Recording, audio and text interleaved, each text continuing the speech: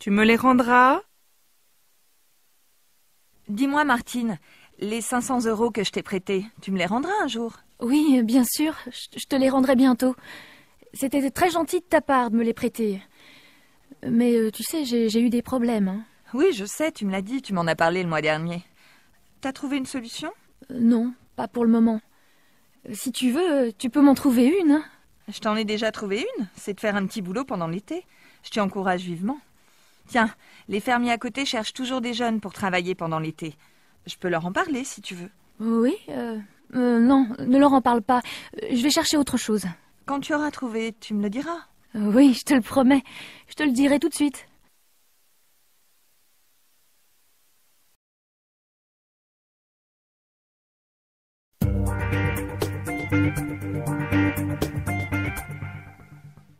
Chapitre 8. Le tien est ravissant. Mon mobile ne marche pas. Tu peux me prêter le tien? Oh, qu'est-ce qu'il est joli! Le mien est un vieux modèle. Celui-ci aussi est un vieux modèle. Celui-là, en revanche, est plus récent. Tu as 2 mobiles? Non, celui-ci est à moi, mais celui-là est à Jérôme. Le sien est vraiment très sophistiqué. Tu as vu le dernier modèle? Celui qui est tout petit? On dirait un bijou. Ah oui, c'est celui qui est dans la vitrine de la boutique au coin, là-bas. Quelle boutique? Ah oui, celle où on vend des objets de luxe.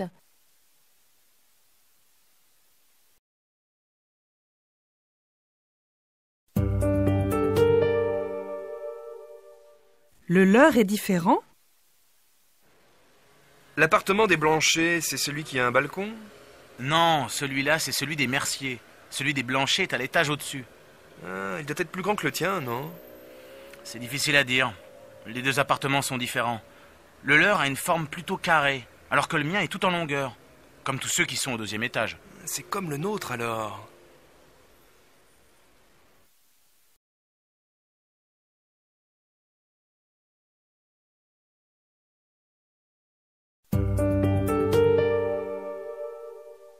Un buffet dans le jardin.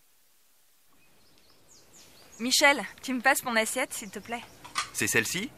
Non, celle-ci, c'est celle de Gilles. La mienne, c'est celle qui est à côté du plat, là-bas. Moi, je ne sais plus où j'ai mis la mienne. J'ai pris celle de Claire par erreur. Et ce verre à moitié vide, il est à qui? C'est celui de Paulette? Non, le sien est là, à côté de ceux de Pierre et Sarah. Oh, quelle pagaille, mes amis! Il y a une voiture qui gêne devant la grille, c'est celle de Pierre et Sarah, non? Mais non, la leur est rouge. Oh, je crois que c'est la nôtre. Je vais aller la changer de place. En attendant, je vais prendre un peu de vin de celui-ci. À la vôtre.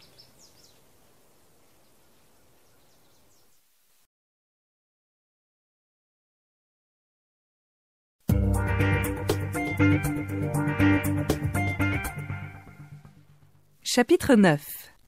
En continuant comme ça... Nous vivons dans un monde de fous. Tu as vu? Dans la rue, tout le monde marche en téléphonant. Bientôt, ça va devenir bizarre de marcher en regardant devant soi. Je suis d'accord avec toi. Hier, en allant au travail, j'ai rencontré Laurent. Il a acheté un ticket dans le bus tout en parlant au téléphone. Évidemment, il ne faisait attention à rien. En avançant dans le bus, il a bousculé une vieille dame. C'est incroyable!